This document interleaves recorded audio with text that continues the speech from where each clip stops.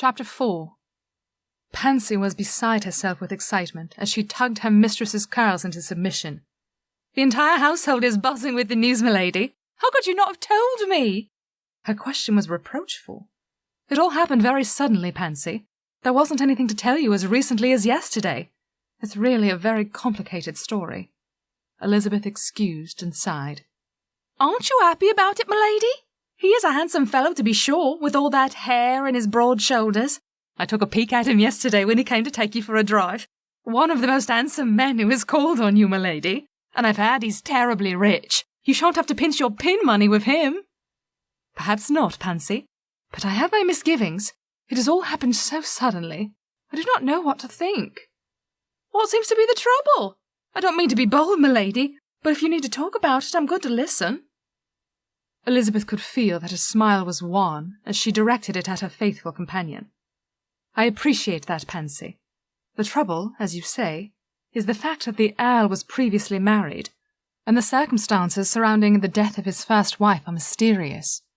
There is speculation that Lord Sinclair was involved in her death. So, while I am disappointed that I am not to have the love match I was hoping for, I am actually terrified that I shan't have a very long future ahead of me." "Milady!" Pansy was shocked by her mistress's revelations. "But how could he go about society if he has been accused of killing his wife?" "Apparently it was never proven, and he is an earl who is well connected, through various relations, to the royal family. There would have to be irrefutable proof to make any accusations like that stick." "Bring me with you. I'll keep you safe," the loyal maid declared faithfully. Elizabeth felt tears spring to her eyes at the other woman's words. "Thank you so much. I do believe I shall take you up on that offer. But are you not afraid for your own safety?" "I have several strapping brothers who taught me how to defend myself before I went into service. I can protect myself and you." Elizabeth clapped her hands with her first feelings of relief since the entire debacle had begun. "Do your brothers live anywhere nearby? Perhaps they could come and teach me a thing or two." "Oh, my family lives rather far away, milady, I'm sorry to tell you. But I think some of the footmen might know similar tricks. I'll ask the butler and let you know." "Thank you, Pansy, but swear him to secrecy. I cannot imagine Mother thinking this was a good idea."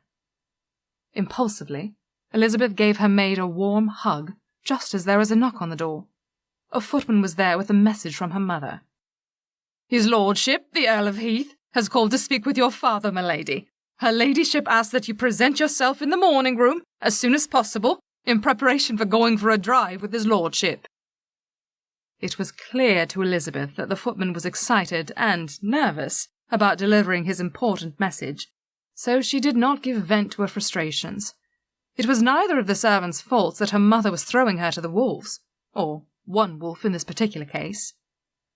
Despite all her misgivings, her thoughts brought her amusement, and she was able to smile at the footman and her maid as she accepted the summons and followed the footman down the stairs, after one last glance at her reflection. If she was going to her doom, she wanted to at least look presentable on the way. Thankfully, her mother did not expect her to make conversation. It would seem that now that her objective had been reached, she was content, and allowed Elizabeth to sit in silence as they waited for the Earl to present himself. Elizabeth tried to make some progress on her needlework, but her hands were shaking so much she was pretty sure she would have to remove all the stitches she was making that morning. In frustration, she wanted to hurl the fabric across the room, but managed to restrain herself from such a display, just as they heard male voices in the hallway. She could feel the blood ebbing and flowing in her head at the myriads of thoughts jostling for supremacy, as the butler announced Lord Sinclair and he entered the room with her father. "Elizabeth, my dear, his lordship and I have just been working out all the details of your settlements. He has been most generous, and now he would like to spend some time with you. Your mother and I have agreed that it would be acceptable for you to go for a drive for an hour or two, and it has been determined that the nuptials shall take place next week. It will require a special license, but given the gossip that is sure to result after last night, we thought it best to sew things up quickly before everyone leaves town for the winter." Jumping to her feet, Elizabeth felt she could do nothing but repeat her father's words. "Next week?" she declared in horror. "But that's not nearly enough time!" She broke off before she allowed the rest of her thoughts out of her mouth. It wasn't nearly enough time to come up with a plan of how to get herself out of the wretched situation. It would seem the Earl had read her mind, as he smiled at her with a trace of amusement. "Your mother has assured me that it will be plenty of time to arrange the necessary details. It is actually perfect timing, if you ask me. Then we can start our life together at Heath, comfortably ensconced in the country before the spring session of Parliament." Elizabeth could feel a sense of panic threatening to close her throat, and she made herself inhale slowly and rhythmically for a few moments, while her mother and the Earl discussed her future, as though she weren't even present. It was becoming a farce. How was it possible, she wondered wildly? Just weeks ago, days even, she had felt as though she were in complete control of her life, despite her mother's constant harping about marriage. Now, she was sitting here like a spectator, allowing her mother and a veritable stranger to determine her future just because she had the lack of sense to agree to meet him for a private conversation. She stood up abruptly. "Enough."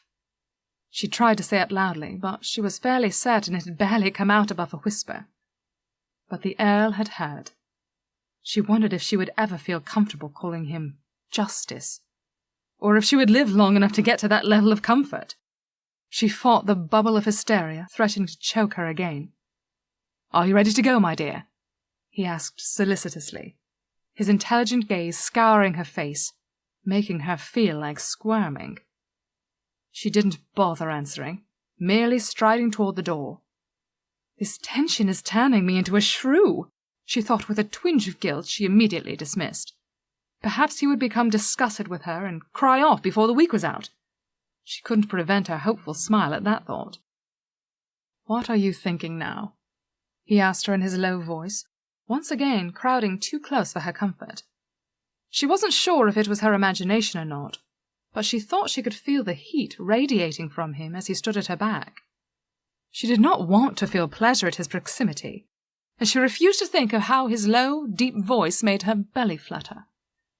She decided to be honest with him, and did so in as flat a tone as possible. "I was wondering how I can get you to break our engagement." Obviously, her honesty surprised him, as he released a bark of laughter before he quickly regained control of his features. "You are certainly going to keep me entertained," he commented with a cheerful grin. Elizabeth didn't bother trying to hide her put-upon sigh. She nearly jumped out of her skin as she felt his warm palm settle on the small of her back. She could feel the flush steal over her entire body as she felt consumed with embarrassment. Clearly it could go from bad to worse. She was grateful that he pretended not to notice, or at least forbore to tease her about it. But he left his hand where he had placed it. She thought about squirming away from his touch, but decided it was tolerable. As he lifted her into his curricle for the second afternoon in a row, Justice wondered how long it would take his companion to forgive him for the nature of their relationship. It was not an ideal way to enter into a marriage, but he could not find it in himself to be disappointed that she would be his wife. He knew it couldn't possibly be a less successful union than his first marriage, and he actually felt optimistic that it could be a very positive experience for them both. He was surprised to find that he trusted the young woman at his side. Unfortunately, he knew she did not return the sentiment, and trust was not something one could force or coerce. It had to be earned, and time would be needed in a case like this, where she had good reason to doubt him. But he knew he was a trustworthy fellow. He had full confidence she would come to see that with time. So he struggled not to mind her anger, and tried not to cajole her about it. "Were you able to get any sleep last night?" he thought to ask her, noticing the strained tension around her mouth. "Reasonably well, thank you for asking, my lord," came her muted reply. "Do you think you might be able to call me by my name, my lady? I would appreciate your permission to call you by yours." This finally brought her eyes to his face, even just briefly. He could see that she almost smiled, but then she pulled her eyes away and turned her attention to her lap. He didn't press the subject. "I thought you might like a drive in the countryside, my dear. There is an inn a short way from town where we could stop for some refreshments before we return. You might feel more comfortable talking with me if you aren't forced to look at me. Would that be fine with you?" "That would be fine," she answered, keeping her head averted. He could see that she was again nibbling on her lower lip. The sight nearly drove him to distraction before he thought to worry about her. She had never seemed like the nervous type to him. He had spent the weeks of the little season watching the young ladies of the ton, in an effort to determine which was likely to make him a good wife. While he had not at the time considered Lady Elizabeth a suitable candidate, he had thought her a lovely, confident young woman. It scourged his conscience that he was to blame for her fears now. He was inordinately pleased when she suddenly turned to him and started talking, until he realized what she wanted to discuss. "Are you really going to go through with marrying me, my lord?" He could feel her wide eyes watching him sharply. He glanced toward her and tried to offer her a reassuring smile. "I would very much like to do so, yes." "Even though you know I do not particularly want it?" "I hope I will be able to change your mind eventually." "How do you plan to do that?" He could hear the suspicion in her voice, and kept his amusement from his face with a valiant effort. "If you get to know me, I am certain you will find that I am an excellent catch." He tried to be cajoling and just hoped he didn't sound like an arrogant dandy instead. It must have worked, because he was gratified to see a slight smile pushing away the worry displayed on her face. "Do you not think it's ridiculous that we have to marry just because of one lapse of judgment? Do you not think this is going to be a travesty of a life?" Justice tried not to wince with offense over her words. "I don't think being married to you will be a travesty. I would like to think I am a decent husband.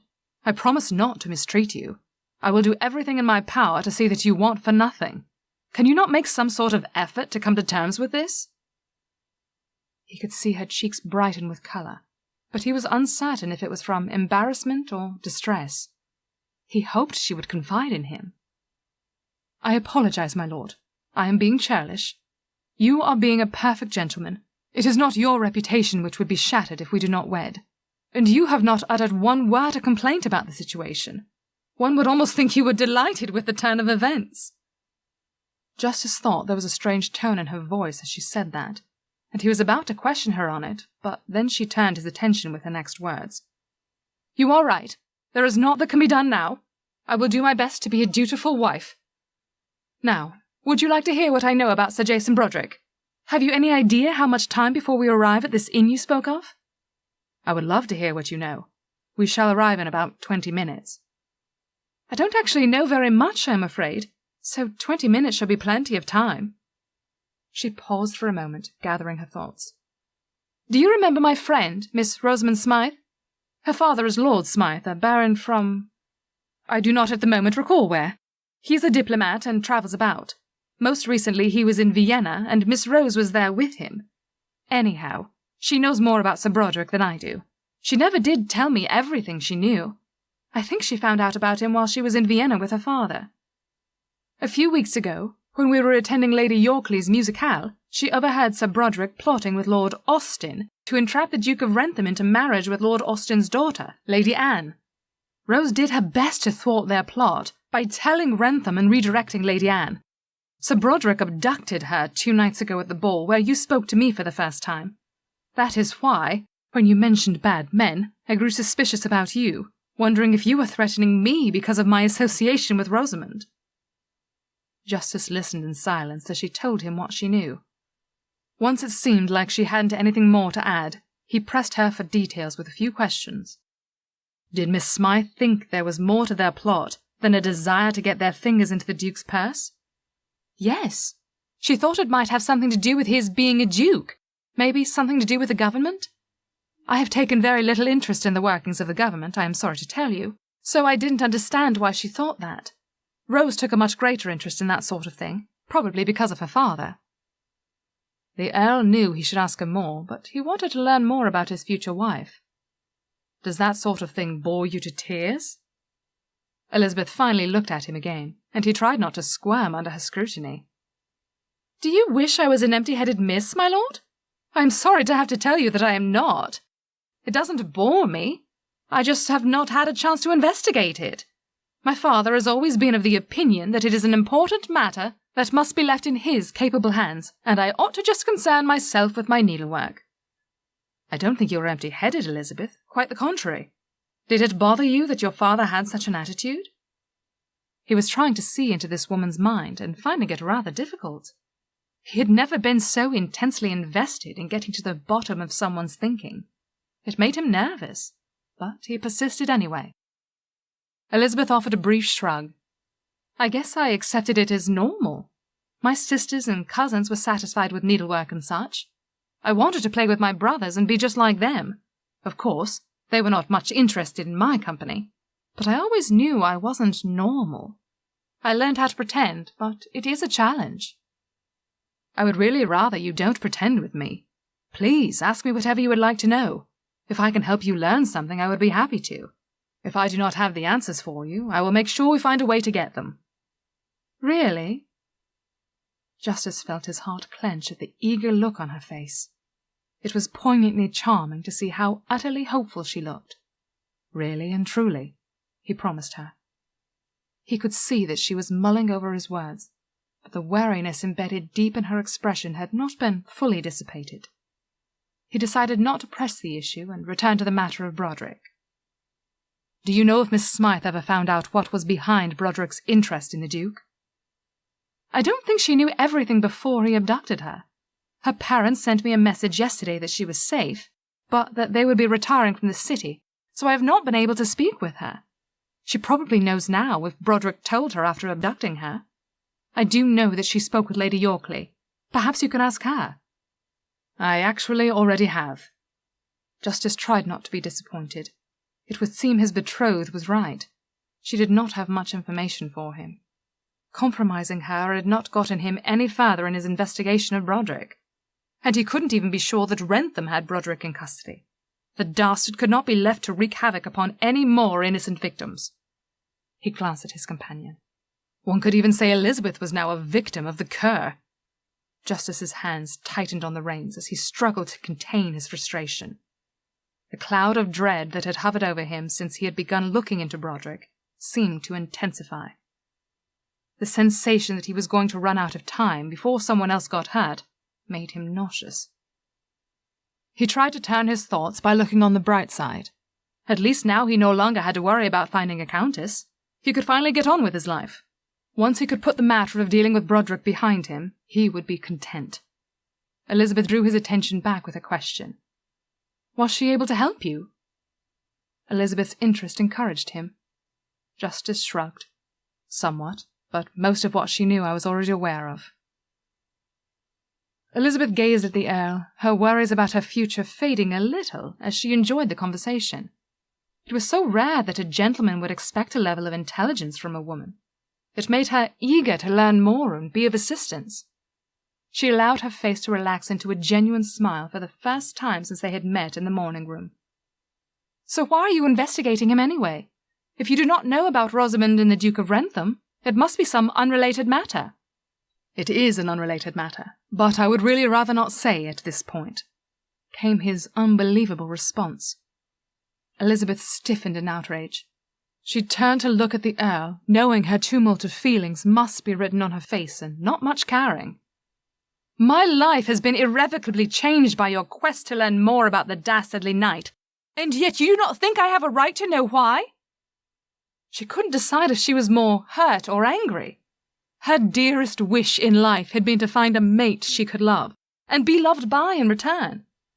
It would seem what she was getting was a murderer who couldn't give a fig about her feelings. Stiffening her resolve, she determined that she would have to harden her heart. There was to be no escape for her. She would make the best of the situation and just figure out a way to stay alive. Perhaps once she was increasing with his heir, she could see about having the Earl killed. Then she would be free to live her life however she liked. She derided herself for the ridiculous thought, but her amusement warmed her slightly and helped her hold on to the fragments of her composure. It was obvious to her that the Earl did not know what to make of her question. She was surprised to see a tinge of pink heating his cheeks, as though he were embarrassed by her words. She mentally shrugged. He ought to be uncomfortable, she thought, since she wasn't likely to ever be comfortable again. I am sorry, my lady. It is just that it is a sensitive matter, and I am not comfortable sharing it with anyone at the moment. Despite the slight blush, Elizabeth could see from his clenched jaw that he was quite resolute on the matter. She shot him a withering look, but restrained herself from comment. Looking straight ahead, she saw that they were nearing a town. It was hard to believe that only 20 minutes had gone by. It felt as though she had aged several years in the last 2 days. Elizabeth wondered if he would allow her to be served a drink containing spirits. She thought rather wildly for the first time in her life that she might need the fortification. She actually laughed at her own thoughts. When she felt the Earl's questioning gaze resting upon her, she realized she had laughed out loud. Elizabeth could feel the heat creeping into her cheeks with mortification. She really was in danger of losing her mind. They had arrived at an establishment called the Ball and Castle. It looked to be a respectable enough place. Her mouth had grown dry, and she looked forward to some sort of fortification. She doubted the Earl would order her any sort of spirits, but even a lemonade would do at this point. Elizabeth was shocked to feel the familiar shiver of awareness trickle up her spine as the Earl lifted her down from his curricle, despite her feelings of anger and outrage toward him. Her life was getting murkier by the moment. She wished she had someone she could discuss everything with, but her dearest friend was unavailable to her. She would have to deal with this on her own. Elizabeth determined to make idle conversation with the Earl until he returned her home. She reassured herself that she was safe with him at least until after they were wed. And the man would most likely want his heir at some point, as he had told her that was the reason for seeking another countess. No doubt he would keep her alive for at least a little while after the marriage. She would have to keep her wits about her and learn as much as possible about him in the meantime. The delighted landlord quickly showed them to a private dining room, and left them to a strange silence that was only broken when he returned with 2 glasses of lemonade, and a plate of biscuits that were far more delicious than they appeared. Elizabeth sighed silently with reluctance, but then strove for conversation. "Tell me about Heath, my lord." She knew her question surprised him, but she was discomfited to see that it also looked as though he was delighted over it. He launched into an enthusiastic speech about all the aspects and merits of his ancestral estate. Despite herself, she grew interested and questioned him on many details. "Do you have other properties in addition to Heath, my lord?" She could tell by his raised eyebrow that he was remembering his request that she call him by his Christian name, but she was nowhere near comfortable enough to do that at this juncture. She ignored the look and awaited his answer. "I do, actually. I shall be happy to settle them on our younger sons, if we should be blessed with many children." His answer made her blush to her roots, and wonder if perhaps he was considering not killing her. She would have to find out as much as possible about his first countess in order to determine why she had died. There was no way she could condone the killing, but perhaps he had some sort of a reason that made sense to him. She rather liked the thought of remaining upon this earth.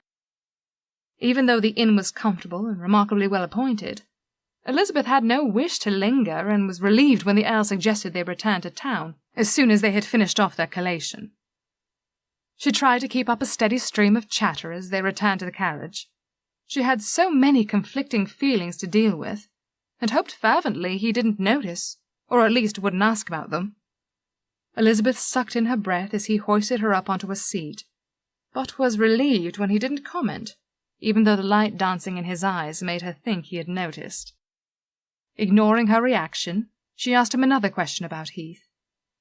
They continued to discuss his estate, tenants, and crops as they drove back to Mayfair.